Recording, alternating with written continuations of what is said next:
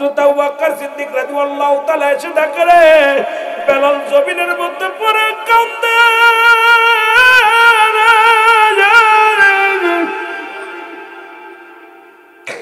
বেলালের পাশে দাঁড়ায় রে আবু বকর চোখের পানি ধরে রাখতে পারি নাই আবু বকর কাঁদে রে বেলাল রে সারা জীবন নবীর কাছে পাইলাম আরে তুমি নবীকে এক নজর না দেখে চামড়ার চোখ দিয়া না দেখে এত পাগল হইছো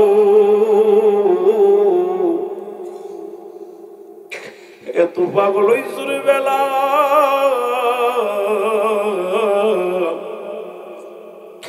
আরে দৌড়ে গেলেন উমাইয়ার কাছে ডাক দিল উমাইয়া রে আমি জানি তুমি একজন জ্ঞানী মানুষ হইয়া তুমি এইরকম বোকার মতো কাজ করলা উমাইয়া কয় কে গো তুমি আমার বোকা বলো বলে আমি হলাম মক্কা থেকে আসছি তো আপনার কাছে শোনেন আরে আপনি তো জানি আপনি জ্ঞানী মানুষ আরে শুনলাম এক বেলাল আপনার গোলাম কালেমা পড়ে না কালেমা পড়ার অপরাধে তাকে বেঁধে রাখছেন নির্যাতন করা হয়েছে হয়তো সে মারা যাবে জমিনের মধ্যে আপনার অনুগত্য না হয়ে যদি মারা যায় আপনি তার কাছে তো পরাজয় মানলেন এই কি হলো আপনি তো নিজেই তার কাছে সারেন্ডার কাটলেন আবু বকর বলা পরপরই উমাইয়া ডাকতে কয় ভাই ঠিকই তো বলছো রে এই কোথায় রে আমার গোলামেরা শোন আমার এই জমিনের মধ্যে বেলালকে মরতে দেওয়া যাবে না বেলালের পায়ের রশি বাঁধিয়া টানতে টানতে ফেলে আয় অন্য জমিনের মধ্যে ফেলে আবু বকর বলে ভাই ফেলা লাগবে না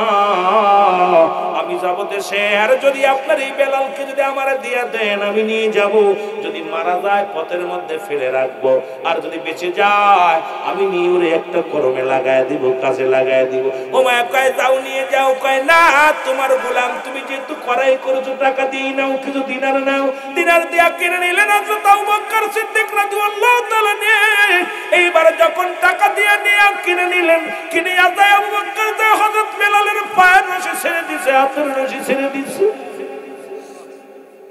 বেলালের বুকের উপরে থেকে পাথরটা সরাইয়া দিছে বেলাল রাদিয়াল্লাহু তাআলা জবানের ভিতর বাইরে গেছে লা ইলাহা ইল্লাল্লাহু মুহাম্মাদুর রাসূলুল্লাহ সাল্লাল্লাহু আলাইহি ওয়াসাল্লাম আমার ভাইরা আমার বন্ধুরা আমার যে কথাগুলো বলি দিলের কান্ডা লাগা শোনো পৃথিবীর মধ্যে আসার একটা সিরিয়াল আছে যার কোনো সিরিয়াল নাই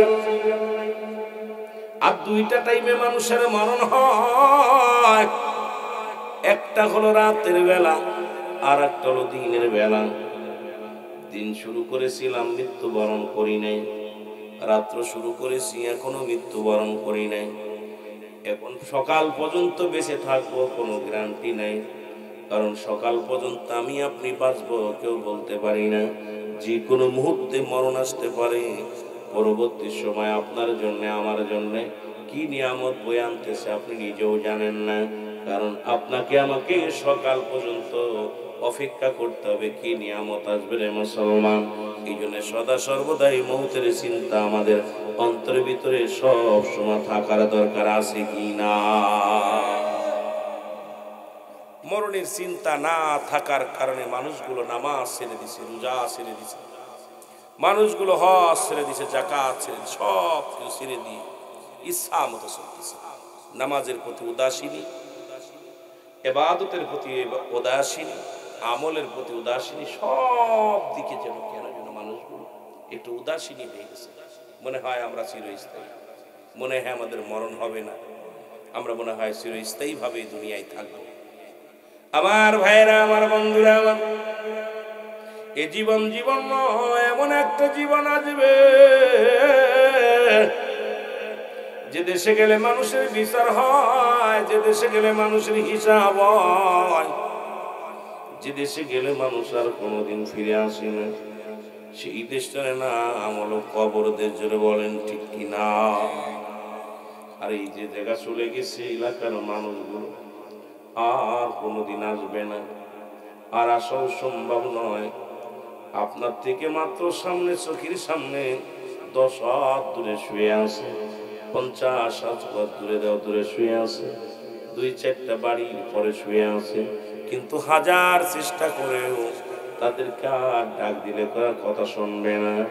এইরকম আমিও আপনি চলে যাব চিরদিনের জন্য বিদায় হইয়া, আমার আপন জন ডাকলেও শুনতে পাবো না। এই জন্য সদা সর্বদাই আমাদের মৃত্যুর চিন্তা থাকা আমাদের মাথায় প্রয়োজন এবং আমল করা প্রয়োজন। জোরে বলেন ঠিক কিনা? মহব্বতের সঙ্গে দুরূদ শরীফ পড়েন আল্লাহুম্মা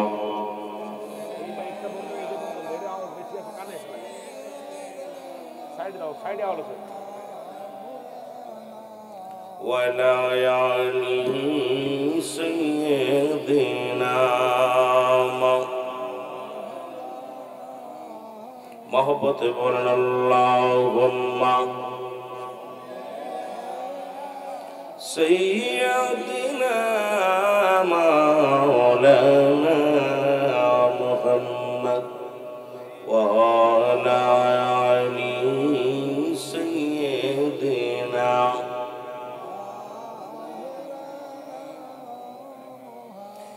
এ মুসলমান, আমি যে কথাগুলো বলি দিলের কান্ডা লাগা শোনো।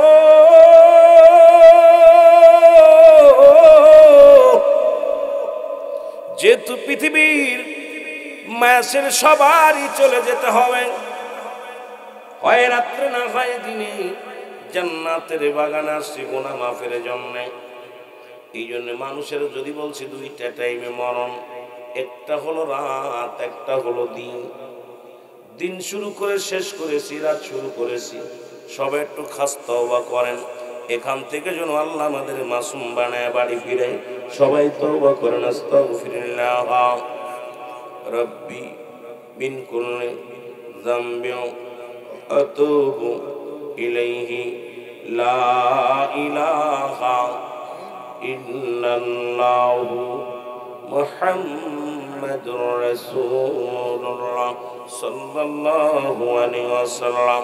সবাই পড়েন আশহাদু আল্লা ইলাহা ইল্লাল্লাহু ওয়াহদাহু লা শারীকা লাহু আশহাদু আন্না মুহাম্মাদান আবদুহু ওয়া রাসূলুহু। আমিন বলেন। জীবনে কত মাহফিলে বসলাম গো, গুনাহ মাফ হয়েছে কি জানি না, কত গুনাহ করলাম জীবন ভরে। আমরা কালেমা পড়লাম, তওবা পড়লাম, লা ইলাহা ইল্লাল্লাহ, নাই কোনো ইলাহ ইল্লাল্লাহ এক আল্লাহ ছাড়া। এই কালেমাটা আখিরি নবীর কালেমা, মনে করেন না? এটা আদম নবী থেকে শুরু করে সমস্ত নবীদের একই কালেমা ছিল, লা ইলাহা ইল্লাল্লাহ। আদম শফিউল্লাহ লা ইলাহা ইল্লাল্লাহ, ইব্রাহিম খলিলুল্লাহ লা ইলাহা ইল্লাল্লাহ, ঈসা রূহুল্লাহ লা ইলাহা ইল্লাল্লাহ, মুসা কালিমুল্লাহ লা ইলাহা ইল্লাল্লাহ, মুহাম্মাদুর রাসূলুল্লাহ সাল্লাল্লাহু আলাইহি ওয়াসাল্লাম। সমস্ত নবীদের একই কালেমা ছিল এই পর্যন্ত, লা ইলাহা ইল্লাল্লাহ। ও মুসলমান, এটা আলাদা কোন নতুন কোন আলোয়া নাই। এখন আপনি মনে করতে পারেন এটা নতুন কোন মুসলমান না। আদম থেকে শুরু করে, আদম আলাইহিস সালাম থেকে শুরু করে আমার নবী রাহমাতুল লিল আলামিন পর্যন্ত সমস্ত নবী পয়গম্বরেরা একই দাওয়াত দিয়েছে। আর আল্লাহ পাক ঠিকানা আমি আদম, আল্লাহ পাক ঠিকানা আমি ঈসা, আল্লাহ পাক ঠিকানা আমি মুসা, আল্লাহ পাক ঠিকানা আমি ইব্রাহিম, আল্লাহ পাক ঠিকানা আমার নবী রাহমাতুল লিল আলামিন। জোরে জোরে চিল্লায় বলা যাবে না, ঠিক কিনা? এটা কোনো নতুন জিনিস না। কারণ এখন যদি অমুসলিমেরা যদি বলে এটা নতুন জিনিস, আমরা কই না না, কারণ সব নবী বলেছে লা ইলাহা, নাই কোনো ইলাহা ইল্লাল্লাহু এক আল্লাহ ছাড়া। আসমান জমিন, সাগর নদী, পৃথিবী, কুল কায়নাত, গোটা মাখলুকাত যা কিছু হয়েছে সবই করেছে আমার আল্লাহ। জোরে বলেন ঠিক কি করেছে? হায়াতের মালিক কে? রিজিকের মালিক কে? সম্মানের মালিক কে? আল্লাহ কয়ে কি বলে শুনেন, বিসমিল্লাহির রাহমানির রাহিম। হুয়াল্লাহু আহাদ আল্লাহুস সামাদ লাম ইয়ালিদ ওয়া লাম ইউলাদ ওয়া লাম ইয়াকুল লাহু কুফুয়ান আহাদ। জোরে জোরে চিল্লায় বলা যাবে না মারহাবা। এই দুনিয়ার মুসলমান,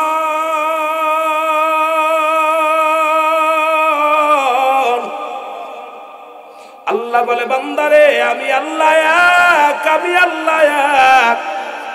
আল্লাহ কয়জন? আরো জোরে বলেন কয়জন? ওই পৃথিবীর সৃষ্টি লগ্নে থেকে, আসমান জমিন সৃষ্টি লগ্ন থেকে, কুল কায়নাত সৃষ্টি লগ্ন থেকে সব কিছু সৃষ্টি জগতের যিনি মালিক তিনি আর কেউ নাই, তিনি আমার রব। আল্লাহ কয় বান্দারে আমি আল্লাহ এক, আমি কাউরে জন্ম দিই নাই, কারো থেকে জন্ম নিই নাই। সুতরাং অন্য ডানি তাকানোর সময় নাই, বামে তাকানোর সময় নাই, পিছনে দেখার সময় নাই, সামনে দেখার সময় নাই। একমাত্র রব্বে কারিমের গোলামি করব, বাম ডানের কোনো সুযোগ নাই। জোরে বলেন ঠিক কিনা? আসেনি? আল্লাহ ছেলে থাকলে না তার পক্ষে যেতাম, আল্লাহর মেয়ে থাকলে তার পক্ষে যাইতাম, আল্লাহর পরিবার পরিজন থাকলে তার পক্ষে যেতাম। যাওয়ার তো কোনো পথ নাই। যেমন আমলিগ থেকে বিএনপি যাচ্ছে, বিএনপিতে আমলিগ আসতেছে। কথা দেন, এতদিন যারা বিএনপি করছিল আমলিগ ছিল, এখন আমলিগ নাই বিএনপি আছে, এই হলো অবস্থাটা। কিন্তু আল্লাহ থেকে ওখানে জুদাহার মতো কোনো পথ আমি দেখতেছি না। আমার ভাইয়েরা, আমার বন্ধুরা, আল্লাহ কয় বান্দা আসমান জমিনের মধ্যে আমার সমতুল্য, আমার সমকক্ষ আর কেউ নাই। আসেনি?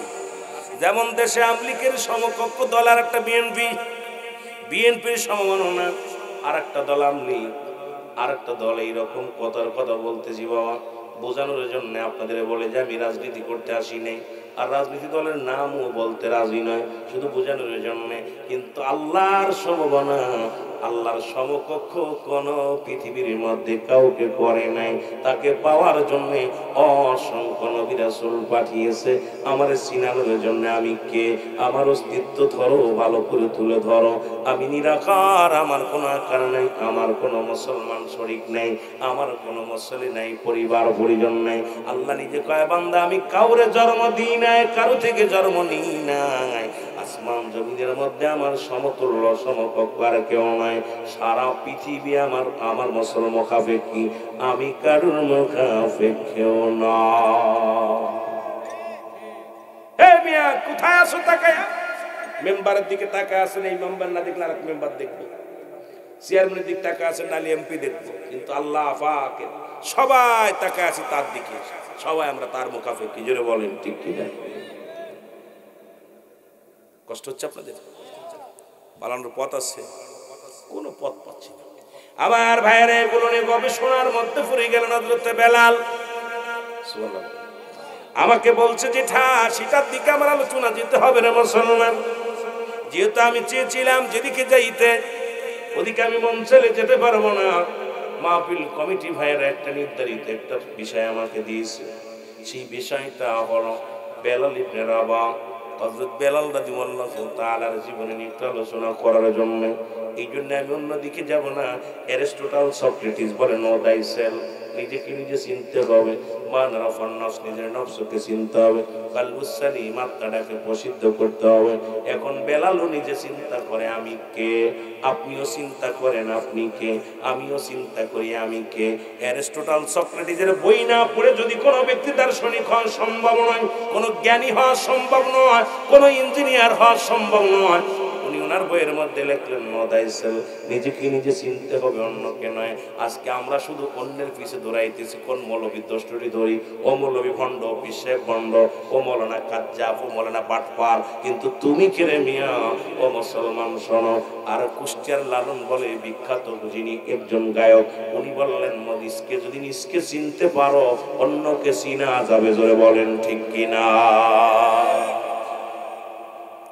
অ্যারিস্টটল সক্রেটিস বই লেখাবার বললেন না দাই সেলফ, নিজেকে নিজে চিনতে হবে, অন্যকে নয়।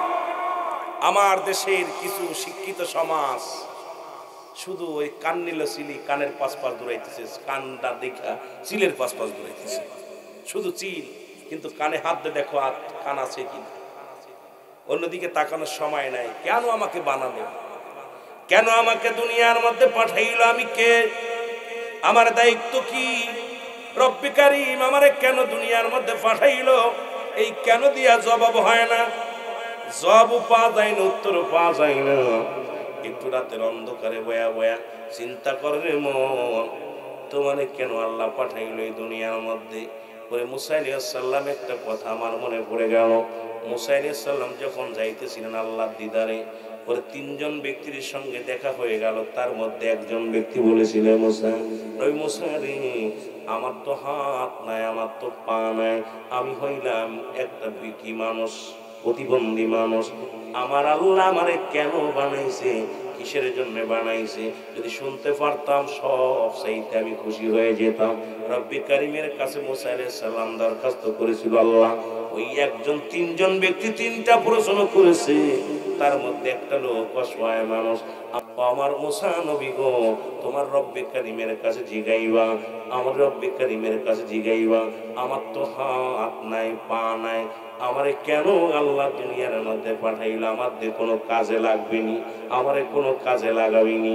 আমার আল্লাহ কয়, মুসা রে, যাও যাও, ওই লোকটারে যা বলবা, ওই লোকটারে আমি বানাইছি জাহান্নামের ছিদ্রা ফুটা বন্ধ করার জন্য। জোরে বলো মারহাবা। জাহান্নামের ভিতরে কিছু ছিদ্রা থাকবে, ফুটা থাকবে, এগুলো বন্ধ করার জন্য আমি ওই ল্যাংড়া লুলারে বানাইছি। মুসা নবী চোখের পানি ছেড়ে দিচ্ছে, আল্লাহ একেতে হাত নাই, পা নাই, আমার যেহেতু আলোচনা অধিক নাই, এই জন্য লম্বা করা যাবে না, খালি টাচ দিতেছি, আমি চলে যাচ্ছি মূল আলোচনায়, এই জন্য লম্বা করতে পারবো না। আল্লাহ, লোকটার হাত নাই, পা নাই, লোকটা হাঁটতে পারে না, পাও দিয়ে কিছু পাও দিয়ে হাঁটতে পারে না, হাত দিয়ে ধরতে পারে না, এই লোকটারে তুমি জাহান্নামের ফুটা বন্ধ, ছিদ্রা বন্ধ করার জন্য বানাইছো। রব্বে কারীম যখন হুকুম বললেন, মুসা রে, হ্যাঁ আমি ওনার এই জন্য বানাইছি। মুসা আলাইহিস সালাম মাওলার দিদার করে চলে আসলো গো।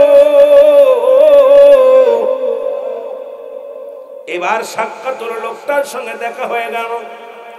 লোকটা ডাকতে বলে, নবী মুসা গো, আগে বলো আমার আল্লাহ কি জবাব দিছে আমি জানতে চাই।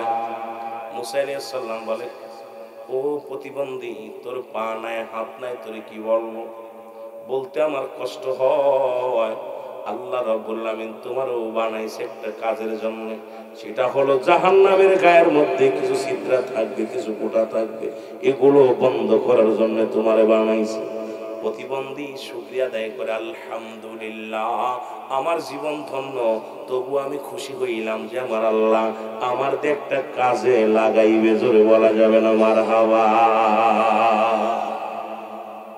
ইমানদার কত ইমানদার, আর আপনারা যদি কইতো, আপনি কইতেন কি খোশ, প্রতিবন্ধী হাত বিহীন, পা বিহীন লোকটা বলতো, আলহামদুলিল্লাহ, আল্লাহ আমি খুশি হয়েছি যে আমাকে, আমি মনে করেছিলাম আমার শুধু শুধু শুধু শুধু বানাইছো, বিনা কারণে বানাইছো, যেহেতু আমার যে একটা কাজ করবা, জাহান্নামের ছিদ্রা বন্ধ করবা, আমি খুশি হয়েছি। সুবহানাল্লাহ। আল্লাহ ডাক দেখায়, জিবরিল আমিন তাড়াতাড়ি যা, তাড়াতাড়ি যা, আমার নবী মুসারে জানায়। মুসা নবীর কাছে জিবরিল আমিন 450 বার আগমন করেছিল। কয়বার? 450 বার। যেহেতু আমি অধিক আলোচনা না, তাড়াতাড়ি যত সারা যায়। মুসা নবীর ডাকতে জিবরিল আমিন বলে, নবী গো, আল্লাহ রাব্বুল আমিন আপনার কাছে খবরটা পৌঁছায় দিতে বলেছে। এই লোকটার জন্য ওকে সান্ত্বনা দেন, ওই লোকটা এত ঈমান মজবুত, ওই লোকটার উপরে আমার রব্বে কারীম এত খুশি হয়েছে। আল্লাহ রাব্বুল আমিন তাকে খুশি হইয়া ওই জান্নাতের দরজা তার জন্য মুক্ত করে দিয়েছে। জোরে বলেন সুবহানাল্লাহ। জ্বর হয়েছে আলহামদুলিল্লাহ, অসুস্থ হয়েছেন আলহামদুলিল্লাহ, ছেলে মারা গেছে আলহামদুলিল্লাহ, মেয়ে মারা গেছে আলহামদুলিল্লাহ, ছেলে মেয়ে পরিবার পরিজন যা দিছেন তিনি নিবেন, তিনি সবই শুকরিয়া আদায় করি। আল্লাহ তুমি যেটা করছো ভালো, আলহামদুলিল্লাহ, শুকরিয়া আদায় করি তোমার। ভাঙ্গার তো কিছু নেই, কষ্ট পাওয়ার কিছু নেই।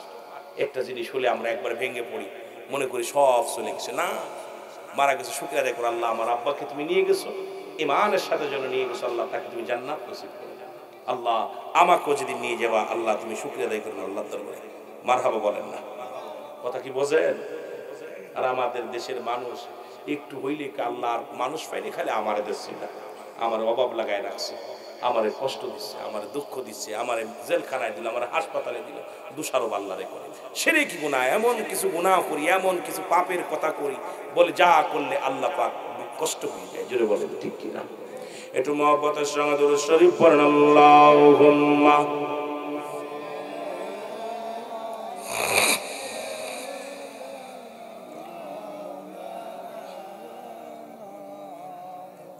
ভাই কষ্ট হচ্ছে আপনাকে দুরূদ শরীফ পড়তে? আমি আজ কয়দিন ঠান্ডা জ্বর, আমার অবস্থা খুব কাহিল, আমি কথা বলতে আমার কষ্ট হচ্ছে। আপনারা ভালোবাসা দিলে ওয়াজ করতে পারবো, নাই তো আমার দ্বারা সম্ভব না।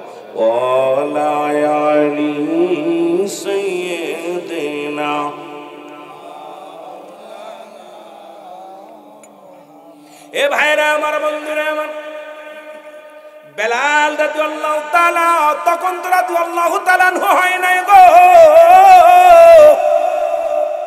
বেলাল গবেষণা করে, কে সূর্য উদয় করে, কে ডুবায়, কে বাতাস দেয়, কে দুনিয়া বানাইল, এই আসমান জমিনটা কে এত সুন্দর করে সাজাইল, গাছে ফুল, নদী ভরা মাছ, সূর্য উদয় হয়, পাখির কিচিমিচি, এত সুন্দর দুনিয়াটা কে বানাইল, কিসের জন্য করলো, কেন?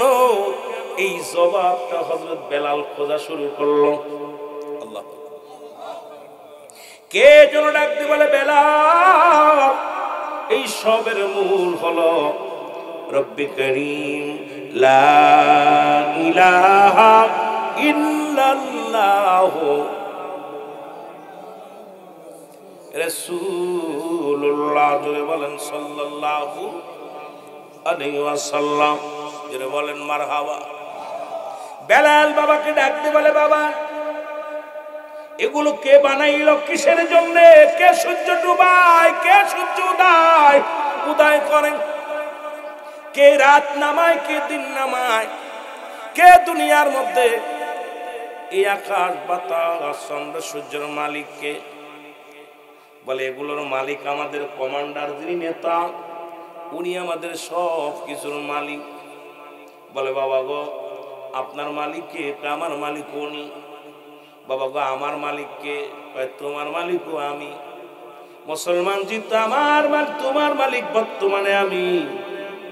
বেলাল কয়, না না, এর পিছে কিছু রহস্য আছে মুসলমান, শোনো, এর পিছে কিছু কারণ আছে, সে তো সাধারণ কিছু নয়। এই আসমান জমিন, মুসলমান, চন্দ্র সূর্য গ্রহ যা কিছু এই পৃথিবীর মধ্যে আছে, আসমান জমিনের মধ্যে আছে, এই সব কিছুর পিছনে একটা হাত আছে। তিনি কে গো আমার জানার দরকার। সে আর কেউ নয়, তিনি হলো আমার রব্বে কারিম। জোরে জোরে চিল্লায় বলো মারহাবা। রাবা চিন্তা করে, তৎকালীন জামানার মধ্যে রাবা আসিল, তৎকালীন যে ভালো একজন কৃষক মানুষ, চিন্তা করে গরিব মানুষ, ছেলে যা শুরু করছে, ইয়ার দ্বারাই মামলা হামলা হইব, আমারে শুলে চড়াইব, মারবো, পড়ছেইতে গরিব মানুষ, দরকার নাই, পোলারে বেঁচে এলাই যেরকম আমার বাংলাদেশে অসংখ্য সোনার রত্ন জন্ম নিয়েছে, ইঞ্জিনিয়ার, ভালো ভালো ইঞ্জিনিয়ার, ডক্টর জন্ম নেয়, কিন্তু বাংলাদেশ থাকে না, এরা বাইরে চলে যায়। আমার দেশের রত্নগুলো আমরা চিনি না অনেক সময়। এই যে জাহাজ বানাইতেছে, বিমান বানাইতেছে, হেলিকপ্টার বানাইতেছে, কত সুন্দর ওষুধ তৈরি করতেছে, কিন্তু তারা কি করতে, আমরা বিদেশিদের পাঁচাটা গোলাম। চিন্তা করি ওদেরকে, আমার সোনার সন্তানদেরকে দূরে সরে বেরছে, তাদেরকে আমরা যত্ন করতে পারছি না। অসংখ্য রত্ন আছে, তাদেরকে যত্নের অভাবে রত্নগুলো নষ্ট হচ্ছে। যেটা বলেন ঠিক কিনা? কষ্ট পাচ্ছেন? অসংখ্য রত্ন আছে, যত্নের অভাবে রত্ন শেষ হয়ে যাচ্ছে, কারণ তাদেরকে যত্ন নেবে কে? সরকার বাহাদুর দরকার ছিল এই যে সমস্ত ছেলেরা একটু ট্যালেন্টফুল, ভালো, এদেরকে দিয়ে আগানোর জন্য চেষ্টা করতে হবে যে কোন দিকে আগাইতে পারে। আজ তাদেরকে ইঞ্জিনিয়ার, বিমান বানাবে, তারা হেলিকপ্টার বানাইবে, তারা জাহাজ বানাবে, তারা বড় বড় বৈজ্ঞানিক হবে, কিন্তু তাদেরকে করার সুযোগ দিচ্ছে না। এই সুযোগ তারা বাইরে চলে যাচ্ছে। আমার বাবারা গভীর মনোযোগ যে কথা বলতেছিলেন, যে কথা সেই কাজ বেলালকে বিক্রি করে দিলেন। তৎকালীন জামানার মধ্যে একজন ব্যক্তির কাছে বিক্রি করে দিলেন, তার নাম ছিল উমাইয়া। জোরে বলো আল্লাহু আকবার। উমাইয়ার কাছে যখন নিয়ে যাওয়া হলো, উমাইয়া কিনে নিলেন, কিছু অর্থের বিনিময়ে উমাইয়া তাকে নিয়ে নিলেন। বেলালের দায়িত্ব হলো সারাদিন মুসলমান বকরি চড়াইবে, মাঠে ঘাটে কাজ করবে। যেহেতু তার বাবা একজন কৃষক ছিল, ছাগলগুলো চড়াবে, বকরিগুলো চড়াইবে, মেজগুলো চড়াইবে। এগুলো নিয়ে বেলাল যখন মাঠে যায় যখন এগুলো রাখার জন্য বয়া বয়া চিন্তা করে এগুলোর মালিককে, কি যেন বাতাস থেকে আওয়াজ আসে, লা ইলাহা ইল্লাল্লাহু মুহাম্মাদুর রাসূলুল্লাহ সাল্লাল্লাহু আলাইহি ওয়াসাল্লাম। বেলাল এমন ভাবে আল্লাহর প্রেমে পড়ে গেল, মানে ওর চিন্তা ধারা সব কিছু, হে রব আল্লাহ তুমি ছাড়া কেউ নাই, তুমি মালিক, লা ইলাহা নাই করে ইলা ইল্লাল্লাহু এক আল্লাহ ছাড়া, আহা উনি ছাড়া কিচ্ছু নাই। মুহাম্মদ সাল্লাল্লাহু আলাইহি সাল্লাম আল্লাহকে পাওয়ার একমাত্র ঠিকানা বুঝতে পারছে বেলাল রাদিয়াল্লাহু তাআলা। এইটা যখন পড়ে শান্তি পায়। দেখবেন নামাজি ব্যক্তি নামাজ পড়লে যতক্ষণ পর্যন্ত সালাত আদায় না করে শান্তি লাগে না। ইমানদার হালাল খোর বান্দা না খেয়ে থাকলেও হারাম যদি তার সামনে আসে না খেয়ে মরে যাবে, হারাম খাইবে না। যদি বলেন ঠিক কিনা? আমার বাবারা, আমার গভীর মনোযোগ। হযরত বেলাল রাদিয়াল্লাহু তাআলা আনহু কালেমা এমন ভাবে জপা শুরু করলো, রাখালেরা এসব অবজেকশন জানায়, উমাইয়া রে কোথা থেকে এক রাখাল আনছ? এই রাখাল তো কোনো সাধারণ রাখাল নয়। এই জন্য কেমন একটা কবিতা আবৃত্তি করে, আর এই কবিতা শোনার জন্যে আমাদের উট, আমাদের বকরি, আমাদের ছাগলগুলো সব কর্ণ পেতে থাকে, সবাই তো বেলালের দিকে ঝুঁকে যায়। প্রভুর পাগল সব। বেলাল কি কবিতা শুরু করেছে? বেলালকে ডাকা হলো, বেলাল ও বেলাল তুমি নাকি কোন কবিতা মুখস্থ করেছো? বেলাল বলে না, আমি কোন কবিতা পড়ি নাই। উমাইয়া বলে, বেলাল রে তোমার বিরুদ্ধে অভিযোগ, তুমি বকরিগুলো পালন করতে যাও, এক জায়গা বয়ে বয়ে শুনেছি কোন কবিতা পড়ো, আর কবিতা শোনার জন্য প্রতিবেশীর যে বকরি ছাগলগুলো সব তোমার দিকে বীর জমায়। বেলাল রে কি সেই কবিতা বলো? বেলাল বলে, হুজুর আমার সেই কবিতাটা হলো লা ইলাহা ইল্লাল্লাহু সাল্লাল্লাহু আলাইহি ওয়াসাল্লাম।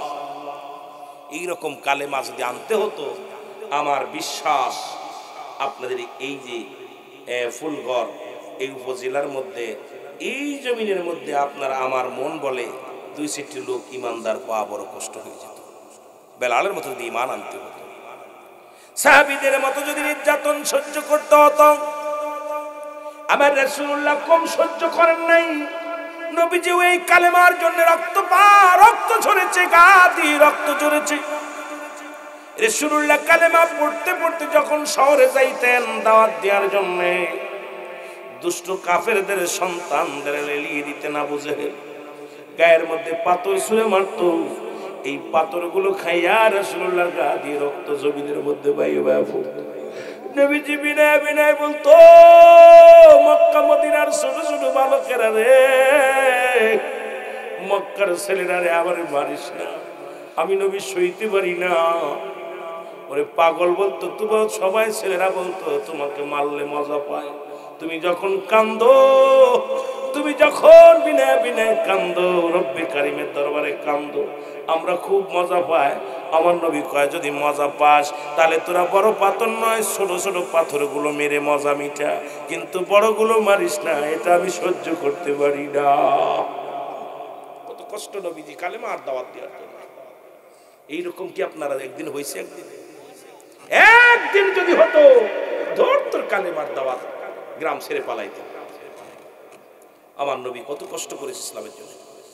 অপরাধ কি রাসূলুল্লাহ বলেছেন, নবীজির একটাই কথা বলে মেসেজ দিয়েছেন, আল্লাহ ছাড়া কোনো মাবুদ নাই, আল্লাহ ছাড়া কোনো ইলাহ নাই, আল্লাহকে পাওয়ার একমাত্র ঠিকানা আমি নবী। তোমরা ছেড়ে দাও, মূর্তি পূজা ছেড়ে দাও, দেবতা পূজা ছেড়ে দাও, চন্দ্র পূজা ছেড়ে দাও, একমাত্র পূজা করো রব্বি কারীমের। জোরে বলেন ঠিক কিনা? অপরাধ তো এটা। কি অপরাধ করছে? সংসার, বাড়ি নিয়ে, জমি নিয়ে, সম্পদ নিয়ে তো মারামারি বাঁধে। রাসূলুল্লাহ অপরাধ করেছে একটাই, যে কাফের বেঈমান মুনাফিকদের কাছে কালেমার দাওয়াত দিয়েছে। রাসূলুল্লাহ দাওয়াত চালিয়ে গেছে, শুধু কিসের? ইসলামের, ঈমানই দাওয়াত নিয়ে গেছে। অন্য কোন নবীজি বলেন আমাকে 2 বিঘা জমি দাও, আমাকে 2টা গরু দাও, আমাকে খাবার দাও, আমাকে সম্পদ দাও। রাসূলুল্লাহ এগুলো চান নাই। রাসূলুল্লাহ চেয়েছে তোমরা ফিরে আসো, পথে ফিরে আসো, ইহদিনাস সিরাতাল মুস্তাকিম, সরল সঠিক পথে ফিরে আসো। এই পথ উত্তম পথ, এই পথ সিরাতের পথ, এই পথ মুক্তির পথ। রাসূলের তো অপরাধ, রাসূল তো অপরাধ করেছে। এটা করার কারণে রাসূল যে আঘাত সহ্য করেছে, যে নির্যাতন সহ্য করেছে, এর 1000 ভাগের 1 ভাগ যদি আপনার আমার উপরে আসতো, আমার মন বলে আপনারা দেশ ছেড়ে পালাইতেন। ঠিক কিনা? ঠিক কিনা? আমার বাবারা, রাসূল কি তার জন্য না আমার জন্য?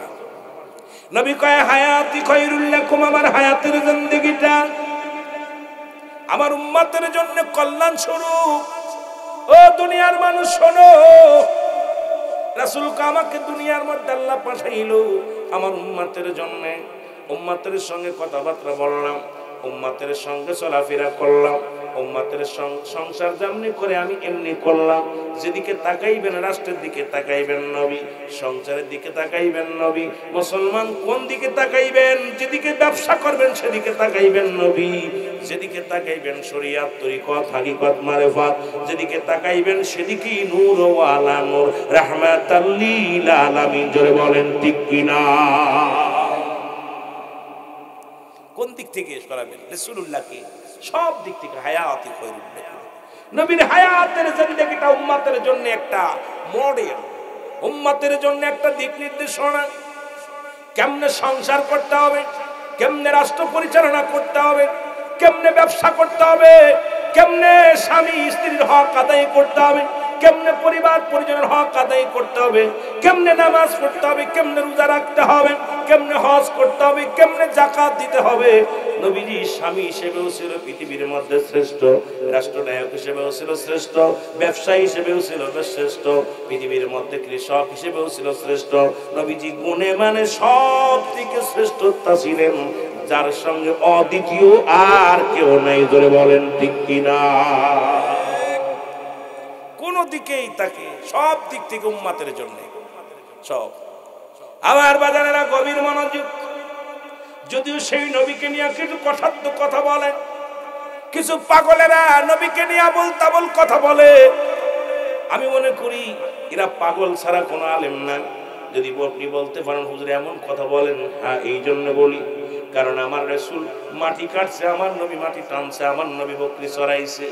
তাই বলে এই নয় নবী রাখাল হয়ে গেছে, এই বলে নবী কৃষক হয়ে যায় নাই। নবী এগুলো ভেস ধরেছে। আমার উম্মতিরা যদি কেউ গরিব হয়, আমার উম্মতিরা যদি কেউ মাটি কাটে, যদি আমার উম্মতিরা কেউ ভ্যান চালায়, রিক্সা চালায়, আমার উম্মতিরা যদি দিন মজুরি হয়, তাতে যেন আমার উম্মতিরা কষ্ট না পায়। এই জন্য আমার নবী এগুলো নিজেই প্রশিক্ষণ দিয়ে গেছে। আমি নবী এগুলো করলাম, নিজের মাথায় চাকাগুলো টানলাম, নিজ হাতে মাটি কাটলাম, মাটি টানলাম, বকরি চড়াইলাম। কারণ আমার উম্মতিরা সবাই তো ধনী হবে না, সবাই তো কোটিপতি হবে না। আমার উম্মতের ভিতরে কিছু গরিব থাকবে। এই গরিব মানুষগুলো যখন কর্মজীবী হবে, দিন মজুরি হবে, খবরদার খবরদার যেন কষ্ট না পায়। এই আদর্শ আমাদের শিক্ষা দিয়ে গেছে। জোরে বলেন ঠিক কিনা? আবার নবী রাষ্ট্রনায়ক ছিলেন, পৃথিবীর মানুষ শোনো, রাসূলুল্লাহ এমন রাষ্ট্রনায়ক ছিল, রাষ্ট্র পরিচালনা করেছেন। আল্লাহর নবী এটাও প্রমাণ করে দিলেন, তুমি যদি ধনী হও, টাকাওয়ালা হও, এমপি হও, মন্ত্রী হও, অহংকারের কিছু নাই। কারণ আমি নবী এটাও পালন করে গেলাম, রাজত্ব পালন করে গেলাম। আমি কি শুনলাম? রাষ্ট্রনায়ক ছিলাম। তোমরা যদি রাষ্ট্রনায়ক হও, অহংকারে পা মাটির মধ্যে অনেকে ফেলে না। একটা এমপি হইলে, একটা মন্ত্রী হইলে, মুসলমান শুধু তাই নয়, দেখবেন আমার এলাকার মধ্যে, আপনার মহল্লার মধ্যে যদি একজন মেম্বার চেয়ারম্যান হয়, তাদের ভাবটা দেখলি কেমন মুসলমান, তারা তার মানুষকে মানুষই মনে করে না। রাসূলুল্লাহ এমন আদর্শ রেখে গেলেন। নবী নবীজি রাষ্ট্রনায়ক থাকা পরও নবীজি বায়ানাত, উত্তম ব্যবহার, উত্তম আখলাক, উত্তম চরিত্র যা রাসূলুল্লাহর ভিতরে ছিল পৃথিবীর আর কারোর মধ্যে নেই। জোরে বলেন ঠিক কিনা? কোন দিকে তাকাবেন? আবার রাসূল কয়, এখন আমার দেশে কিছু আলেমরা কয় নবী বুড়ি বিয়ে করছে। আমি বলি শুনে নাও যুবকেরা, শোনো, রাসূলুল্লাহর বয়স যখন 25 বিয়ে করলেন আম্মা জান আয়েশা সিদ্দিকারে, খাদিজাতুল কুবরারে। আর খাদিজাকে বিয়ে রাসূলুল্লাহ প্রেম করে বিয়ে করেন নাই, নিজে প্রস্তাব দিয়ে বিয়ে করেন নাই। খাদিজার তরফ থেকে প্রস্তাব আসে রাসূলুল্লাহর উপরে। তার বছর রাসূল বলছে আমার কাছে নয়, আমার দাদ চাচা আবু তালেবের কাছে যাও। আবু তালেবের মাধ্যমে মুসলমান পরামর্শ অনুযায়ী তাদের বিয়ে হয়েছিল। কিন্তু রাসূল পাক এটা প্রমাণ করে দিয়ে গেলেন, পৃথিবীর মধ্যে আল্লাহকে সিজদার পরে যদি পৃথিবীর কাউকে সিজদা করা লাগতো, বিবিগণকে বলা হতো, মেয়েদেরকে বলা হতো তোমার স্বামীকে সিজদা করো। আমার নবীজি প্রমাণ করে দিয়েছে, খাদিজাতুল কুবরার বয়স 40, নবীর বয়স 25। নবীজিকে এত ভালোবাসছে, জীবনে নবীজি তার দ্বারা কষ্ট পায় না, নবীজি কোনদিন একটু কষ্ট পায় নাই। আবার রাসূলুল্লাহ বিয়ে করলেন বয়স যখন 53, বিয়ে করলেন 7 বছরের মেয়ে। এ মুসলমান শোনো, কেন করলেন, কেন জবাব শুনে নাও। কারণ আল্লাহ রাসূল পাক সাল্লাল্লাহু আলাইহি ওয়াসাল্লাম এটাও করে গেলেন, আমার উম্মতিরা শোনো, তুমি হলে স্বামী, তোমার বিবি হলো তোমার বিবি। ওই বিবিরা শুনে নাও, যদি তোমার স্বামী যদি বয়স বুড়া হয়, খবরদার বুড়া বলবি না। তোমার স্বামী যদি ছোট হয়, ছোট বলবি না। কারণ স্বামীর প্রতি এত শ্রদ্ধাশীল জন মেয়েরা হয়। এই কারণে আমার রাসূলুল্লাহ প্রথম বিয়ে করলেন বিবি আম্মা জান খাদিজাতুল কুবরাকে। এত ভালোবাসতেন খাদিজারে নবীজি বলতে পারে নাই। আর খাদিজা এত খেদমত করতেন যে খেদমত অতুলনীয়। পৃথিবীর মধ্যে রাসূলুল্লাহ আম্মা জান আয়েশা সিদ্দিকাকে বিয়ে করা পরও নবীজি মাঝে মাঝে খাদিজার কথা মনে করে কাঁদতেন। জোরে বলেন ঠিক কিনা? তোকে জুতা দে পিটাইলে তোরা সোজা হবি। বুড়িও কালে বিয়ে করছে, কত বুড়ো বুড়ি করে গালি দেয়। বউ যদি একটু জোয়ান হয়, বেটা যদি বুড়ো হয়, বুড়ো বয়সে আমার খুশি সেরে বিয়ে করছিস। রাসূল এগুলো তো আমাদের জন্য করছে, আর আমার আপনার জন্য দেখলে তো শুধু আমার উম্মতরা যেন কষ্ট না পায়, সুন্দর হবে। তাকে নিয়ে যদি কটাক্ষ করে, বুঝতে হবে যে ওদের কপাল মন্দ। জোরে বলেন ঠিক কিনা? আমি কারোর নাম বলবো না, কষ্ট পাই কথাগুলো শোনাবো, এই কথাগুলো। আবার কেউ কয় রাসূল, এখন আমার দেশে কয়, কেউ কয় 70 তালি কাপড় গায়ে দিছে। ও যুবক, রাসূলুল্লাহ তালি যুক্ত কাপড় গায়ে দিছে। আমার নবীজি, আমার উম্মতিরা যদি কেউ গরিব হয়, কাপড় যদি ছিঁড়ে যায়, পুরন কাপড় হয়, সেজন্য কষ্ট না পায়। আবার নবীজি যে কাপড়টা গায়ে দিছে তার দাম 42,000 দিরহাম, যা পৃথিবীর কোন রাজা বাদশা পড়তে পারে নাই। এত দামি কাপড় নবীজি গায়ে দিছে। এটা দ্বারা নবীজি বলে প্রমাণ করে গেলেন, তুমি যদি দামি কাপড়, দামি পোশাক, বাড়ির মালিক, গাড়ির মালিক হও, অহংকার করার কিছু না। বুঝাইছে এত সুন্দর, কিন্তু আমরা বুঝি কি? রাসূল বুঝাইলো কি? আবার কয় নবী মারা গেছে, আমি কই এটা আরেকটা বাটপার। নবী কয় ওয়াফাতি খায়রুল লাকুম, আমার নবীজি বলে ও উম্মতিরা রে, আমি নবী দুনিয়া থেকে বিদায় নিলাম আমার উম্মতের কল্যাণের জন্য। সুবহানাল্লাহ।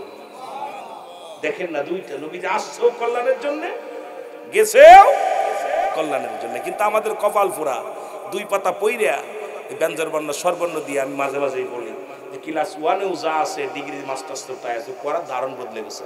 কিন্তু এই কপাল পুরা মৌলবীরা রাসূলকে নিয়ে যখন কটাক্ষ করে কপাল পুরারা, তখনই মনের ভিতরে কষ্ট লাগে। আমার ভাইয়েরা, আমার নবী বলেন আমি পৃথিবী থেকে বিদায় নিলাম আমার উম্মতের জন্য কল্যাণ শুরু।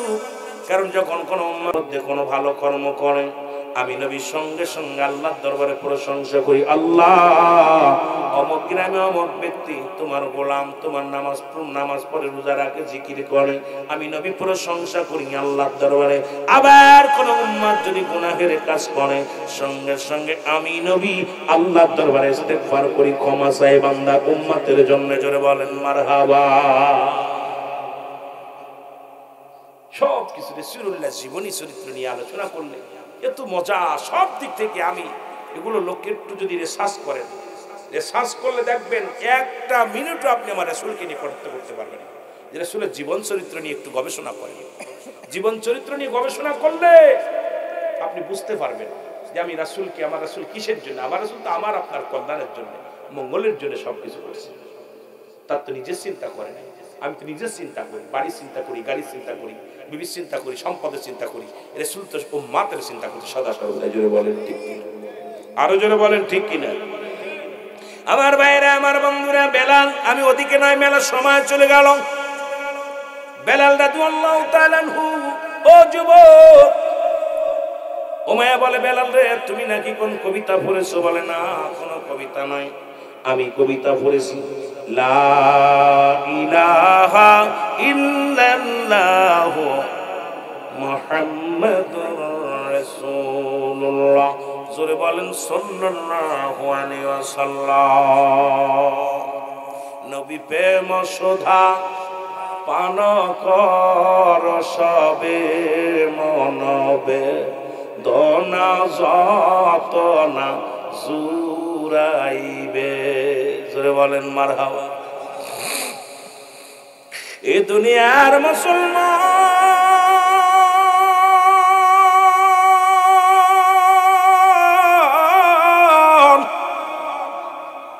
উমাইয়া ডাকতে বলে, বেলাল রে, বেলাল ছেড়ে দে গো,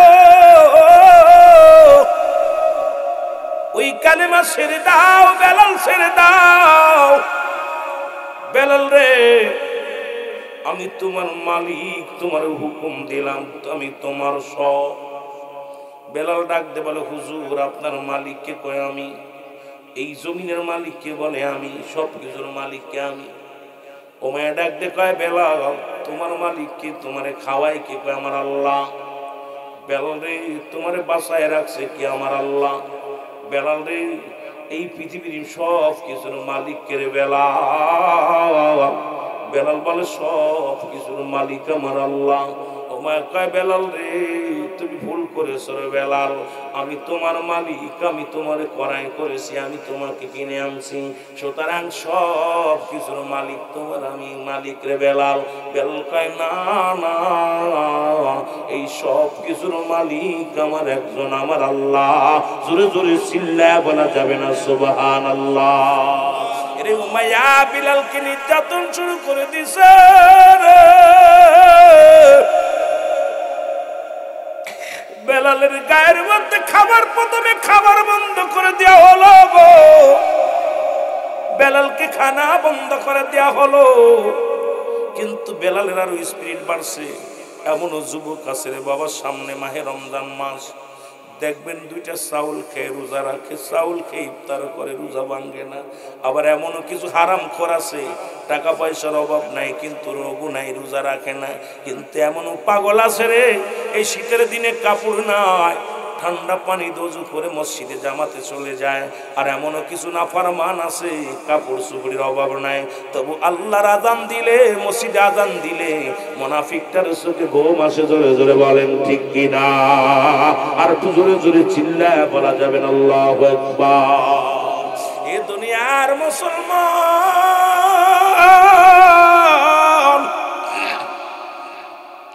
দিলের কান্ডা লাগা শোনো গো,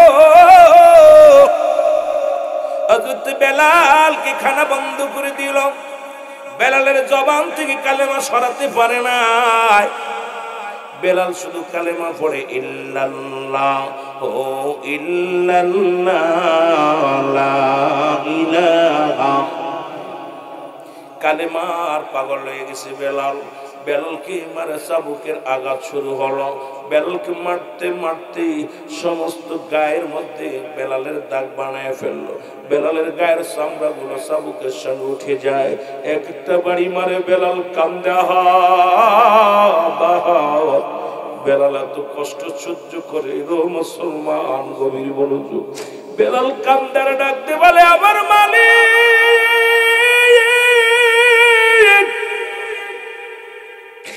জীবনে যত কষ্ট নেমে আসো গো,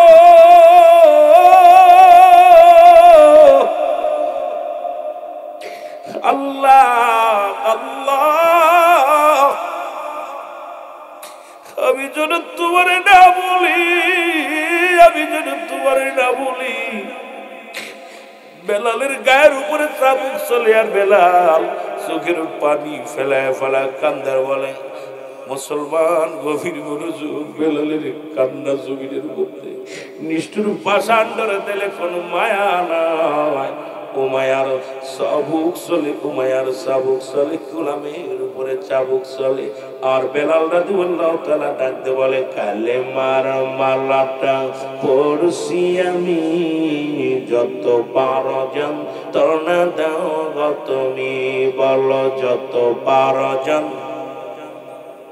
আরো জোরে বলেন, কালেমার মালাটা পড়ছি আমি, যত পারো যন্ত্রণা দাও গো তুমি, বলো যত পারো। এই মানি না আর যে মানি না, মানি না আর যে মানি না, হায়াত মৌতের মালিক তুমি। কালেমার মালাটা পড়ছি আমি, যত পারো যন্ত্রণা দাও গো তুমি, বলো যত পারো যন্ত্রণা। একটু জোরে জোরে বলেন, যত পারো যন্ত্রণা দাও গো তুমি, বলো যত পারো। এ রহিম,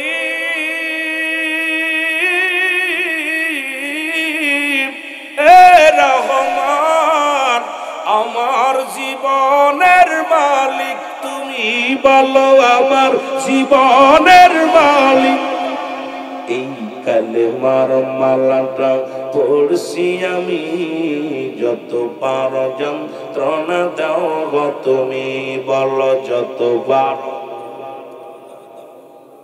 বাজান গজল গাওয়ার সময় নেই, শুধু এই যে ঘন্টা চলে গেছে, একটা গজল গাইলাম, এরপর গজলের দরকার নেই আমার, ওয়াজ করে শেষ করতে বেলা কথা রয়েছে, জোরে জোরে।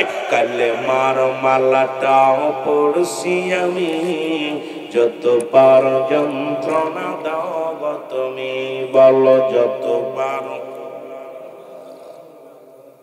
করি না ভয় আমি সৃষ্টিকর্তা, যদি থাকে আমার উপরে সহায়, করি না জুলুমে কখনো ভয়, করি না জুলুমে কখনো ভয়, সৃষ্টিকর্তা যদি আমারই হয়, করি না জুলুমে কখনো ভয়, আল্লাহ যদি আমার হয়। ওই কালেমার মালাটা পড়ছি আমি, যত পারো যন্ত্রণা দাও গো তুমি, বলো যত পারো। এ রহিম,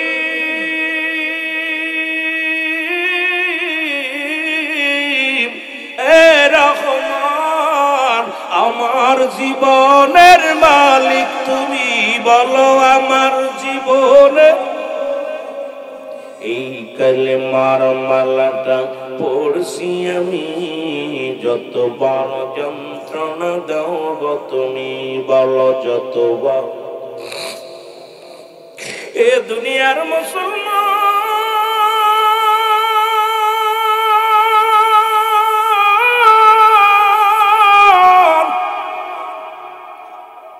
ও যুবক দিলের কান্দা লাগা শোনো গো,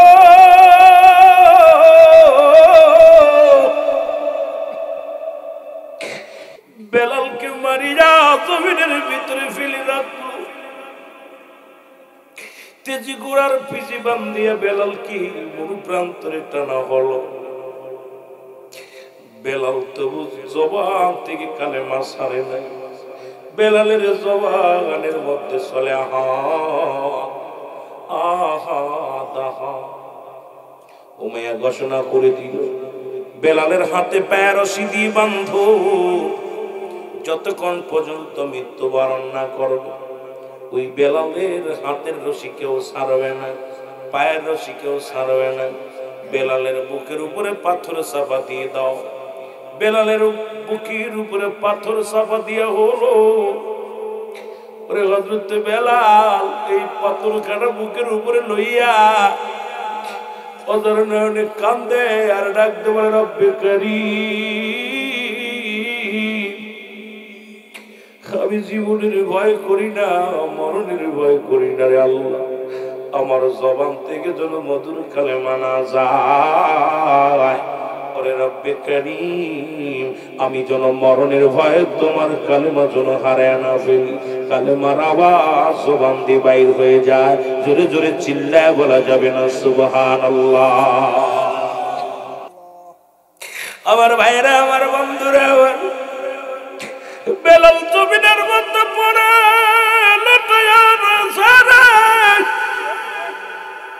হাতে পায়ে রচে দিয়ে পাতিয়া বেলালকে মরু প্রান্তরে ফেলে রাখছে।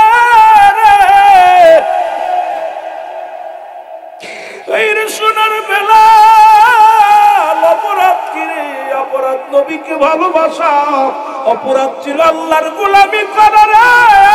কাফের বেঈমানেরা, নিষ্ঠুরেরা রে, তার কত নির্যাতন করলি।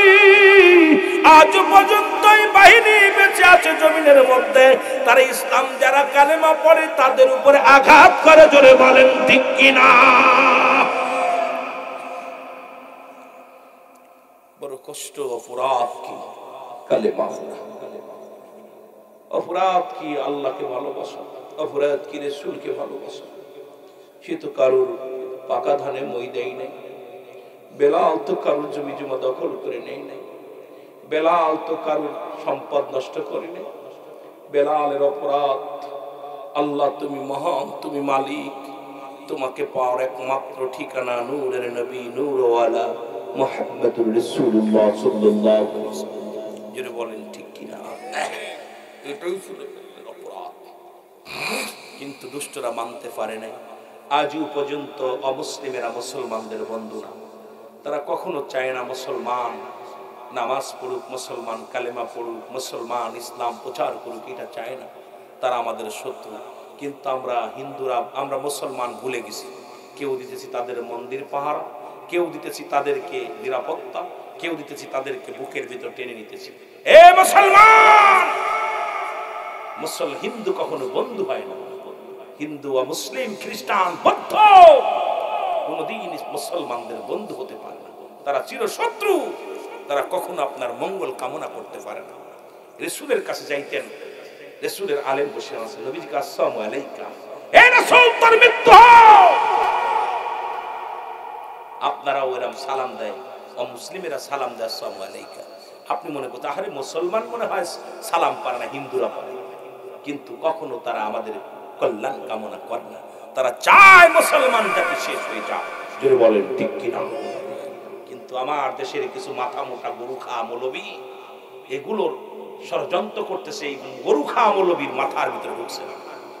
অসংখ্য মসজিদ গুলো ভেঙ্গে গুড়িয়ে দিতেছে, মসজিদ গুলো ভেঙ্গে গুড়িয়ে দিতেছে। বলতেছে, তারা বলতেছে আমাদের যে আমাদের মন্দির আছে ওর ভিতরে। আরে এই শুনরা, আমি রুহুল আমিন সিদ্দিকীকে আগামীকাল চেয়ারে বসতে দে। আমি ঘোষণা করব বাংলাদেশে 1000 মসজিদের 1000 মন্দিরের ভিতরে মুসলমানদের মসজিদ আছে। ঠিক কিনা? ঠিক কিনা? কে আমারে ঠেকাবে? আইন চালু করতেছো। আল্লাহর কি মহিমা! মন্দির খুঁজতে যায়, মসজিদ খুঁড়ে দেখে মসজিদের মধ্যে মসজিদ আছে। সুবহানাল্লাহ বলেন না? জোরে কইতেন না আস্তে? ঈমান চোর নাকি আপনারা? কি ঈমান চোর? জোরে কথা বলবেন। আপনি মনে করেন আজকে মুসলমানদের ভারতের মধ্যে নামাজ পড়তে গেলে জুতা দিয়ে পিটাইতেছে। মসজিদ থেকে রাস্তায় তারা, আমরা যখন নামাজ দাঁড়াইছি মুসল্লিরা, রাস্তার ভিতর নামাজ পড়ার কারণে তাকে রিমান্ডে নিয়ে মেরে ফেলেছে, মারতে মারতে মেরে ফেলেছে। অপরাধকে একজন ট্রাক চালক নামাজের সময় হয়ে গেছে, পাশে খাত থেকে একটু পানি নিয়ে, এ ভাই খাত থেকে একটু পানি নিয়ে উজু করে নামাজটা পড়েছে। তাকে এসে জয় শ্রীরাম বলে তাকে হত্যা করেছে। আহা, এ সমস্ত কষ্টের কথাগুলো বুকের ভিতর পাষাণ্ড মুসলমান, তোদের দিলে মায়া নাই, তোদের দিলে মায়া নাই। আর তোরা যাস মন্দির পার দিতে, যাই দি মন্দিরের সামনে দাঁড়ায় দাঁড়ায় ভগবান ঈশ্বর ভগবান বলতেছে, কি নাম নারায়ণ নারায়ণ করতেছে। কষ্ট হয় এগুলো দেখে। নামাজ পড়তেছে, তাদেরকে জুতা দিয়ে লাথি মেরে, পুলিশেরা লাথি মেরে মেরে উঠাইতেছে, পিটায়, রুল দিয়ে পিটায় পিটায় নামাজ থেকে। নামাজ সিজদার মধ্যে আছে, এই মানুষটা সিজদার মধ্যে রব্বে কারিমের আল্লাহর কাছে নত হয়ে গেছে। সুবহান রাব্বিল আলা। নত হও কার কাছে? জোরে বলেন কার কাছে? কষ্ট হচ্ছে আপনাদের? এই মানুষটারে লাথি মেরে তার নামাজ উঠাই দিচ্ছে। গরু খাওয়ার অপরাধে মুখ, গতকালকে দেখলাম গরু খাওয়ার কারণে, গরু হোটেলে গরুর গোশত খাইছিল, তার কারণে এক মেয়ে এক ছেলেকে তাদের মুখ সেলাই করছে ই দিয়া, আপনার ওই কি দিয়া, ওই না কি বলে, বোমর দিয়া সুচ দিয়া সেলাই করে মুখটারে পুরো সেলাই করে রাখছে। অপরাধ কি? গরুর গোশত খাইছে। এ মুসলমান, বাংলার মুসলমান, গরু গোবিন্দ তার কলিজার টুকরা সন্তানের আকিকা করেছিল। কে? বোরানুদ্দিন। কে করেছিল? কথা বলেন না কেন? বোরানুদ্দিন। কিন্তু গরু গোবিন্দ সহ্য করতে পারে নাই, মাকে জবাই করছে। সে কি করেছিল? বোরানুদ্দিনের কলিজার টুকরা সন্তানকে হাত থেকে কেড়ে নিয়ে জবাই করে দিয়েছিল। তোরা ভুলে গেছিস? আজকে ভুলে গেছিস গরু খাওয়া জাত। মুসলমান মুনাফিকের একটাই শিওরে দাঁড়ায় গেছে। আল্লাহ যদি বলে অমিনান নাস, মানুষের মধ্যে মায়া করলো, তারা বলবে আমার না, তারা ঈমান আনছে। বিল্লাহি আল্লাহর প্রতি বিনা কিরাকিরাতের বিশ্বাস স্থাপন করছে। আমা ফিল মুমিনিন, মুনাফিক আছে। কোরআন বলতেছে অমিনান নাস, মানুষের মধ্যে। এই চোর বাটপার এমন ভাবে মুনাফিকেরা, হাজার কাফেররা যে ক্ষতি না করছে, 2-4 জন মুনাফিক মুসলমান ইসলামের 12টা বাজাইছে। জোরে বলেন ঠিক কিনা? এই মুনাফিকদের চেয়ার পাইলে, খাবার দিলে, দাওয়াত করে দেখতে খাওয়ায় ভুলে যায়, একটা সিগারেট দিলে ভুলে যায়, এক কাপ চা দিলে ভুলে যায়। ঈমান চোর ভরা ফরা। জোরে বলেন ঠিক কিনা?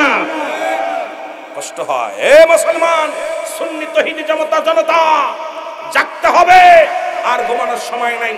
সুন্নি জনতা জাগতে হবে।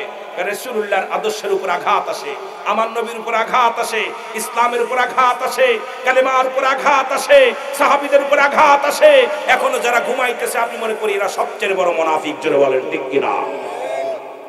জাগো সুন্নি মুসলমান, জাগো সুন্নি মুসলমান, ময়দানেতে প্রমাণ হবে, ময়দানে প্রমাণ হবে তোমার আছে কি ঈমান। জাগো সুন্নি মুসলমান, জাগো সুন্নি মুসলমান। এ আমার ভাইরা, আমার বন্ধুরা, আমার অনেক আলোচনা ছিল, যেহেতু আমার সাবজেক্ট অন্যদিকে, জন্য আমি যেতে পারি না। তাও মাঝে মাঝে আপনাদের মূল্যবান সময় নষ্ট করি, যদিও কষ্ট করে, কারণ আমিন সিদ্দিকী বাস্তববাদী বক্তা। বাস্তবকে নিয়ে বেশি আলোচনা করতে মজা পাই আমি, কারণ বাস্তবতা সমাজতা নিয়ে আলোচনা করা লাগবে। ইতিহাস ভুলে গেলে চলবে না। আমরা অতীত যদি ভুলে যাই, মুসলমান শুনে যাও, আমরা ক্ষতিগ্রস্ত হয়ে যাব। এ ভাইরা, আমার বন্ধুরা, আমার বেলালকে এইরকম জমিনের মধ্যে লুটায় রাখলেন। খবর পাইলেন হযরত আবু বকর সিদ্দিক রাদিয়াল্লাহু তাআলা আনহু এই জমিনের মধ্যে একজন আসে। তার অপরাধ হলো কালেমা পড়ার কারণে তাকে এমন ভাবে নির্যাতন করা হয়েছে, তার হাতে পে রশি বাঁধিয়া জিহ্বার মধ্যে প্যারাক লাগাইয়া রে এই জমিনের মধ্যে ফেলে রাখছে। আবু বকর যখন খবর শুনতে পাইলেন, হযরত আবু বকর সিদ্দিক রাদিয়াল্লাহু তাআলা এসে ডাকে, রে বেলাল জমিনের মধ্যে পড়ে কাঁদে।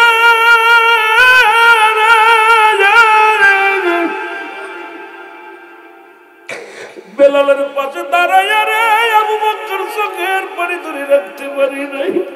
আবু বকর কান্দে, রে বেলাল রে, সারা জীবন নবীর কাছে পাইলাম, আরে তুমি নবীকে এক নজর না দেখে, চামড়ার চোখ দিয়া না দেখে এত পাগল হইছো,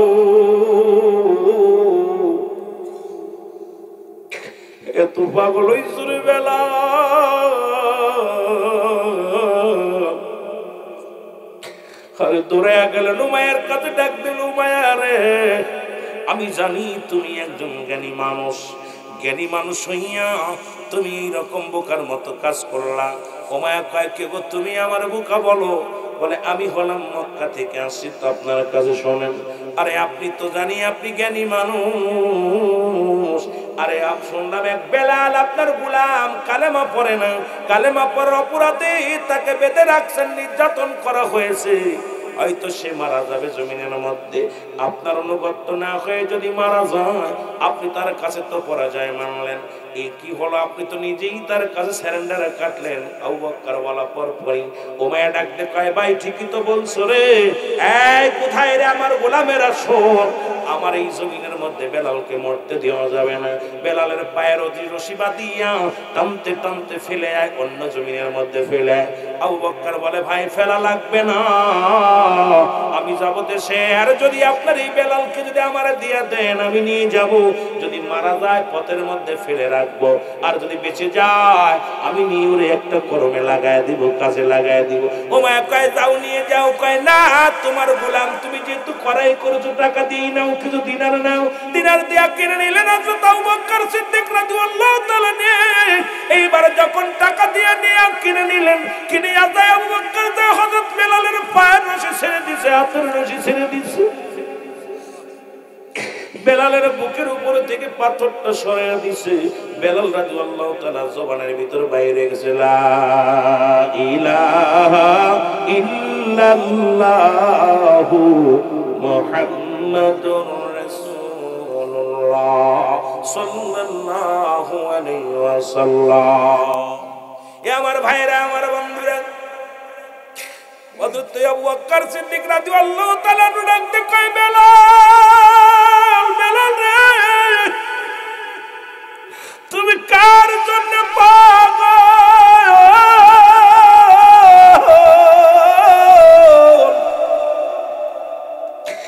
বেলাল বলে কে রে, আমি আপনারে চিনি না। শিক্ষার্থী বলে নবী গো নবী, জীবনে আপনারা দেখি নাই, জীবনে আপনারা কোনোদিন পাই নাই, না দেখে আমি বেলাল আপনার প্রেমে পাগল হয়ে গেছে নবী গো।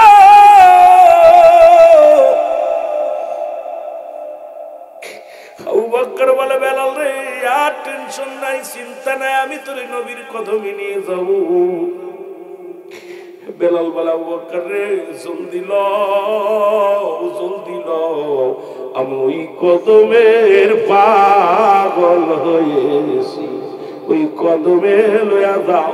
আরে হযরত বেলাল রাদিয়াল্লাহু তাআলা আনহুকে হযরত আবু বকর সিদ্দিক রাদিয়াল্লাহু তাআলা আনহু সঙ্গে করে নিয়ে গেলেন, কাঁধে করে নিয়ে গেলেন, রাসূলুল্লাহর কদমের মধ্যে নিয়ে ডাকতে বলে ইয়া রাসূলুল্লাহ, ইয়া হাবিবাল্লাহ, নবী গো, ইয়া রাসূলুল্লাহ, ইয়া হাবিবাল্লাহ, এমন একজন আশিক কিনেছি, জীবনে আপনাকে দেখি না, জীবনে আমার আল্লাহরে দেখি নাই, জীবনে আপনারে দেখে নাই, না দেখে এমন পাগল হয়েছে নবী গো। আল্লাহর নবী ডাকতে বলে আবু বকর রে আমার কাছে হযরত আবু বকর সিদ্দিক রাদিয়াল্লাহু তাআলা আনহু হযরত বেলালকে নিয়ে গেলেন। বেলাল রাদিয়াল্লাহু তাআলা আনহু নবীর কদমের মধ্যে পড়িয়ে গেলেন, পড়িয়া তাইয়া সুমা খাইতে লাগে, কদমের মধ্যে পড়ে কান্দে। আমার নবী ডাকতে কয় বেলাল রে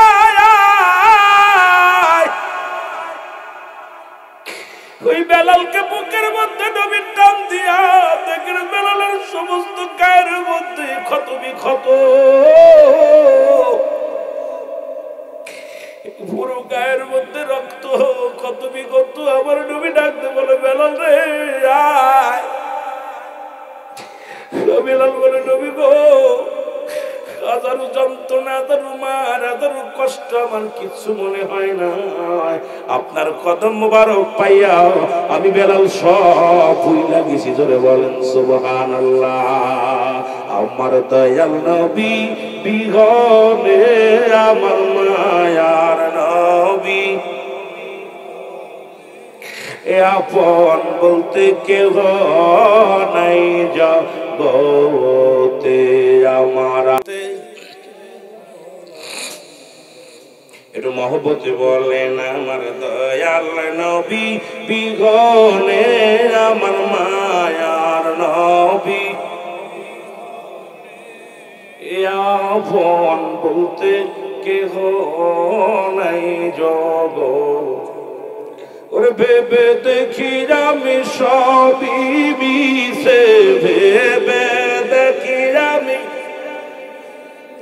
ও গমিছে মায়ার সংসারে, আপন বলতে কেহ নাই জগৎ। বলতে আমার দয়াল নবী বিগনে আমার মায়ার নবী আপন বলতে কেহ নাই জগতে বলে না আপন বলতে ও নবী ও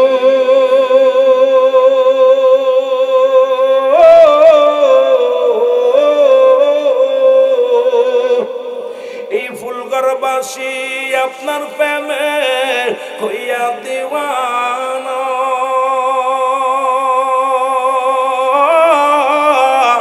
লইয়া যান গো মদিনাতে নবীদেরই সহেনা লইয়া যান গো মদিনাতে হাবিবদেরই সহেনা আমার দয়াল নবী বিগনে আমার মায়ার নবী আপন বলতে কেহ নাই জগতে আমার আপন বলতে এ দুনিয়ার মুসলমান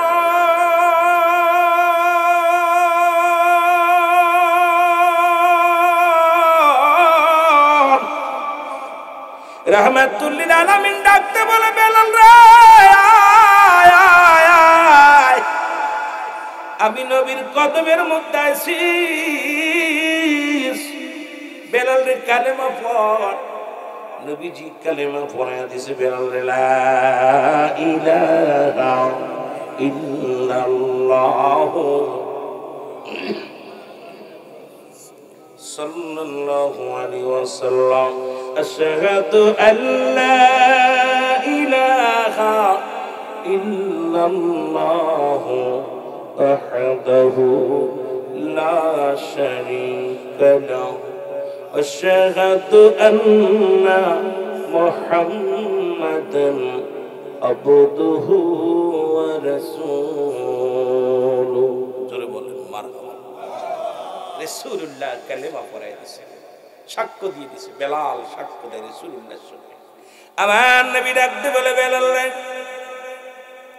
ও বেলাল আমি নবী তোরে কালেমা পড়া দিলাম আমি নবী তোরে গ্রহণ করে নিলাম নবী বলে সিদ্দিক আকবর শোনো যতদিন পর্যন্ত বেলাল সুস্থ না হয় সেবা যত্ন করো তাড়াতাড়ি তারে সুস্থ করো বেলাল রাদিয়াল্লাহু তাআলা সবটা যেতে না যেতে বেলাল পুরো ফিট সুবহানাল্লাহ পুরো সুস্থ হয়ে গেলেন বলে নবী গো আপনার কদমের ছোঁয়া পাপ আমি বেলাল ধন্য হয়ে গেছি আর শুনেন না ইয়া হাবিবাল্লাহ আমি যত মায়া যত নির্যাতন যত কষ্ট চাবুকের বাড়ি দিয়েছিল নবী গো সমস্ত দুঃখ যন্ত্রণা আপনার ভালোবাসা মায়া সব ভুলে গেছি জোরে বলেন সুবহানাল্লাহ রাসূল বলে বেলাল রে তাহলে আমার কদমের মধ্যে তুমি থাকো সুবহানাল্লাহ আরো জোরে এর নবীর প্রিয় সাহাবী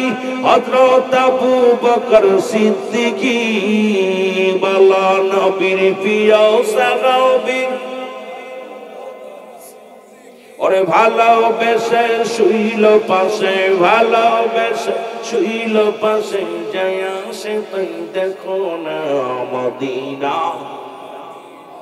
আশিক মুমিনের ঠিকানা বলো না মদিনা জোরে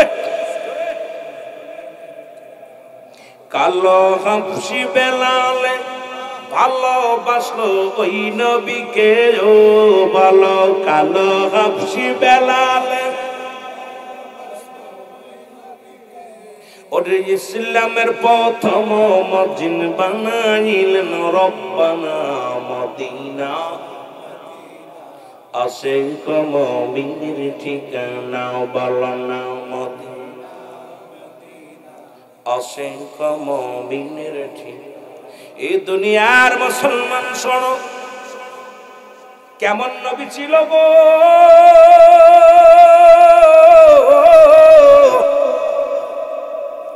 রাসূলুল্লাহর কদমে বেলালের জায়গা হয়ে গেল হঠাৎ একদিন উতবা সাইবা আবু জেহেল আবু সুফিয়ান রাসূলের কদমে আগমন করলেন। এসে দেখে রাসূলের পাশে হযরত বেলাল বসে আছে। আল্লাহু মন্ত্রীর পাশে মন্ত্রী, ভ্যান চালক, রিকশা চালক বসলে কি মানা? রাসূলুল্লাহর পাশে বসে আছে বেলাল। আবু জাহেল, আবু সুফিয়ান, উতবা সাইবা আবু সুফিয়ান গোলাম ডাকতে বলে, মুহাম্মদ সাল্লাল্লাহু, মন তো চায় আপনার কদমে আসতে, মন তো চায় আপনার কথা শুনতে, আমাদের মন চায় আপনার কথাগুলো শুনতে, কোরআনের বাণীগুলো শুনতে, কিন্তু আপনি একজন নবী হইয়া দাবি করেন আপনি আল্লাহর পয়গম্বর, কিন্তু আপনার পাশে বেলালের মতো হাফসি গোলাম, ও মায়ার কিনা গোলাম, কালো হাফসি গোলাম যদি আপনার পাশে থাকে মানাই না, সেই কদমের মধ্যে আমরা বসতে পারি না। কত বড় অহংকার, কত বড় অহংকার! রাসূল বলছেন, হযরত আনাস রাদিয়াল্লাহু তাআলা রাসূলের কদমে দীর্ঘ 10 বছর খেদমত করেছে। কয় বছর? আর আমরা আমাদের চাকর বাকরের লগে ওয়াজ খালি বাড়িয়ে যায়, কোন দিকে যাব, কথা কইতে গেলে খালি দিকে চলে যায়, বড় বিপদে পড়ে যায় মাঝে মাঝে। হযরত আনাস বলে, আল্লাহর কসম, রাসূলের কদমে আমি দীর্ঘ 10 বছর খেদমত করেছি। আমার নবীজি কত ভুল করেছি নবীর সঙ্গে। নবী জুতা চাইলে স্যান্ডেল দিছে, গরম পানি চাইলে ঠান্ডা পানি দিছে, স্যান্ডেল চাইলে জুতা দিছে, বিছনা পাততে কইলে আমি উঠায় ফেলছি। কত ভুল করেছি, আল্লাহর কসম আমার নবীজি কোনোদিন আমাকে ধমক দিয়ে কথা বলে নাই। সুবহানাল্লাহ বলেন। আর আমরা ওরে বাবা রে বাবা, ক্লাসে যদি কোনো শিক্ষক, আমাদের প্রিন্সিপাল স্যার, সুপারিনটেন্ডেন্ট, সহকারী শিক্ষকদের শিক্ষকই মনে হয় মনে হয় ওর চাকর, রাসূলের আদর্শের ভিতরে নাই। কিসের নেতা তুই? ওইরকম নেতা খেতার সময় নাই। জোরে বলেন ঠিক কিনা? যিনি নবীদের নবী, কুল কায়নাতের নবী, যার কদমে 10 বছর খেদমত করেছে, আমি এত ভুল করেছি, আমার নবী কোনোদিন আমাকে ধমক দিয়ে কথা বলে নাই। সুবহানাল্লাহ বলেন। আর আমরা একটু টাকাওয়ালা হইলে বাড়ির কাজের মানুষ, আরে দুর্ব্যবহার, ড্রাইভারের সাথে দুর্ব্যবহার, চাকর বাকরের সাথে দুর্ব্যবহার। ঢাকা শহরে তো গৃহিণী যারা আছে, আপনার কাজের মেয়েগুলো, এইগুলোর পিটায় পিটায় গরম খুন্তি সেক দিয়া দিয়া, হাইরে ও নির্যাতন, এত নির্যাতন করে তাদের মেরে পর্যন্ত ফেলে দেওয়া হয়। যেটা বলেন ঠিক কিনা? এগুলো আল্লাহ সহ্য করবে না। রাসূলের আদর্শ আমাদের ভিতরে নাই। বড় কষ্ট। তোরে টাকাওয়ালা বানাইছে, গরিবের তোর কাছে কোনো দামই না, কোনো মূল্যহীন। আল্লাহর দরবারে কি জবাব? আমার ভাইরা, আমার বন্ধুরা, আমার উতবা সাইবা আবু জেহেল আবু সুফিয়ান বলে, মুহাম্মদ সাল্লাল্লাহু আলাইহি ওয়াসাল্লাম, আমাদের তো মন চায় আপনার কদমে আসতে, কিন্তু আসবো কেমন করে? যে কদমের মধ্যে বেলালের মতো হাফসি গোলাম যে কদমের মধ্যে থাকে, সেই কদমে কেমনে আসব? নবী বলে, বেলাল রে, ও বেলাল, আগামী দিন তুই আমার কদমের মধ্যে আসবি না। আগামী দিন উতবা সাইবা আবু জেহেল আবু সুফিয়ান আসবে। ওরা যদি কালেমা পড়ে নাই, কতই ইসলামের জন্য মঙ্গল হবে। বেলাল বলে, নবী গো, আমি যে আপনার কদম ছাড়া বাঁচতে পারবো না। ইয়া রাসূলুল্লাহ, ইয়া হাবিবাল্লাহ, একদিন তো দূরের কথা, একটা মিনিট আপনার কদম ছাড়া আমি বেলাল বাঁচতে পারবো না। আমার নবী বলে, বেলাল রে, শুধু একটা দিন, আগামী দিন আসবি না। উতবা সাইবা আবু জেহেল আবু সুফিয়ান যদি কালেমা পড়ে নেয়, মক্কা মদিনার জমিন ইসলাম প্রচারের জন্য সুবিধা হয়ে যাবে। বেলাল রে, একটা দিন, আগামী দিন আসবি না। বেলাল বলে, হুজুর, দুনিয়ার সব ছাড়তে পারি, আপনার নূরের কদমখানা ছাড়লে আমি বেলাল বাঁচবো না। আমার ভাইয়েরা, আমার বন্ধুরা, আমার বেলাল নবীজি বুঝ দিয়া বলেন, বেলাল রে, একটা দিনের জন্য তোরে ছুটি দিলাম। বেলাল কান্দার বলে, রব্বে কারীম,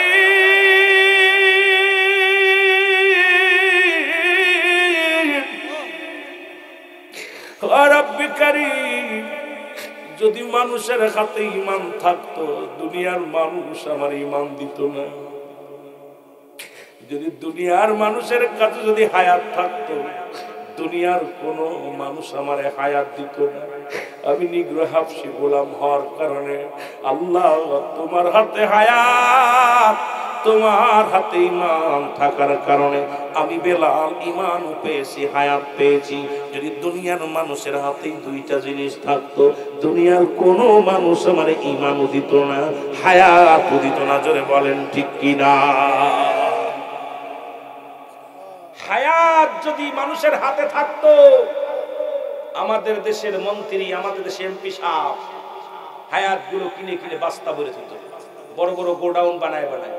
যেমন দ্রব্যমূল্যের দাম বাড়াইছে বদমাইশ গুলো, আমার দেশে কিছু অসাধু ব্যবসায়ী, ভণ্ড, প্রতারক, এই কে সব কিছু আল্লাহ চূর্ণ বিচ্ছিন্ন করে দিবে। আল্লাহকে কুল্লু মান আলাইহা, সব শেষ করে দিবে। কার জন্য বাড়ি করছি, কার জন্য গাড়ি করছি, কার জন্য বেশি মুনাফার জন্য সম্পদ গোডাউন করে রাখছি। শোন, কাফনের কোনো পকেট নাই, সব পরে থাকবে, পানিগুলো পুড়ে ছাই হয়ে যাবে, জমিনটা পুরায় তামা বানায় দিবে। যেদিন কিচ্ছু বলতে কিচ্ছু থাকবে না সেদিন থাকবে শুধু আমার রব। জোরে বলেন ঠিক কিনা? অসাধু ব্যবসায়ীরা চাউলের গুদাম বানিয়ে রাখছে, আলুর গুদাম, চাউলের গুদাম, তেলের সব কিছু। এই বড় লোকরা ব্যবসার জন্য, গরিব মানুষ দিন মজুরি কষ্ট, কত কষ্ট করে। আহা, এই গরিব মানুষের ঘাম ঝরানো টাকাগুলো ওরা আত্মসার করে ধনী হয়েছে। কিন্তু কি নিয়ে যাবি? এই দুনিয়ার সম্পদ খাবে লোকে, তোর দেহ খাবে পোকে। আমি এই জন্য মাঝে মাঝে বলি, কার জন্য তুই সুদ খাস, কার জন্য তুই ঘুষ খাস, কার জন্য বাড়ি, কার জন্য গাড়ি, কার জন্য সম্পদ? কত মানুষে ঠগাইলা, কত সম্পদ লুট করলাম। এই দুনিয়া থেকে বিদায় হয়ে যাবে বান্দা। এই দুনিয়ার সম্পদ খাবে লোকে, তোর দেহ খাবে পোকে। ওই সম্পদ গুলো ভাগাভাগি নিয়ে মারামারি বাঁধবে, হাঙ্গামা বাঁধবে, বায়ে বায়ে বিরোধ বাঁধবে, বন্ধু বন্ধু বিরোধ বাঁধবে। তোর বডি খানা যখন ফেলে রাখবি জমিনের মধ্যে, তোর বডির মধ্যে পোকা মাকড়ে খেয়ে ফেলবে রে বান্দা। এই জন্য কার জন্য সম্পদের পার বানাইলা? আজকে একবার যদি কোনো ব্যক্তি দুনিয়ায় এই চিন্তা করে, দুনিয়ার প্রেমে না পড়িয়া মাওলার গোলামে যাইব গো।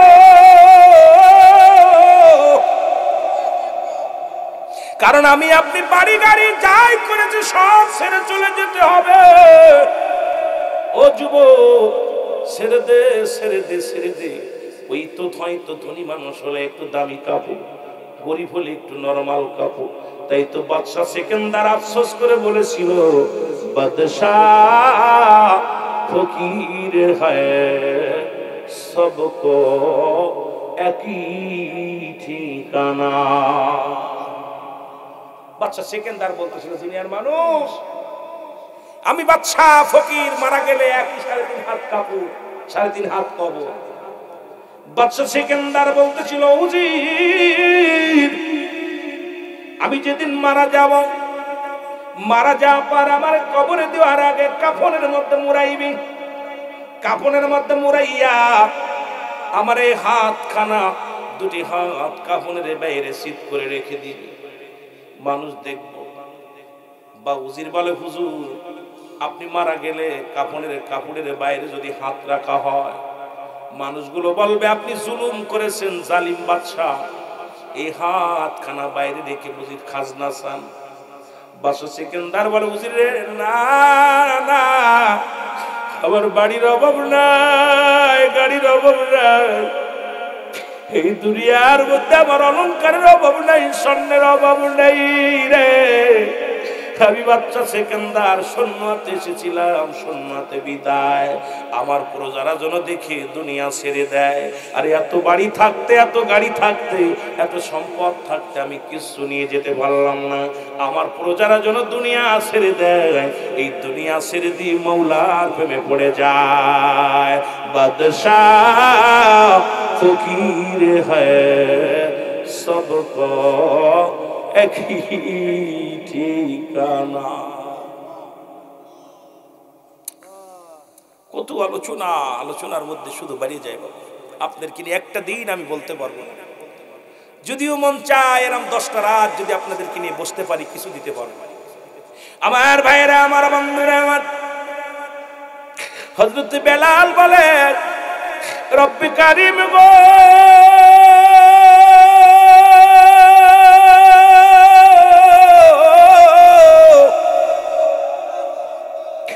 পৃথিবীর মানুষের কাছে হায়াত না থাকার কারণে আমি হায়াত পেয়েছি গো, পৃথিবীর মানুষের কাছে ঈমান না থাকার কারণে ঈমান পেয়েছি। আমি তো রাসূলুল্লাহর কদম ছাড়া বাঁচবো না, নবীর কদম ছাড়া বাঁচবো না। কাঁদতে কাঁদতে রওনা হয়ে গেছে। আমার আল্লাহ ডাক দে বলে, জিবরিল তাড়াতাড়ি যাও, আমার হাবিবকে জানায় আমার হতবা লাগবে না, সাহেবা লাগবে না, আবু জেল লাগবে না, আবু সুফিয়ানের লাগবে না, আমার কাছে আমার বেলালের চোখের পানি অনেক দামি। যা, তাড়াতাড়ি যা, আমার হাবিব চলো, বেলালকে ডাক দে তাড়াতাড়ি ফিরায়।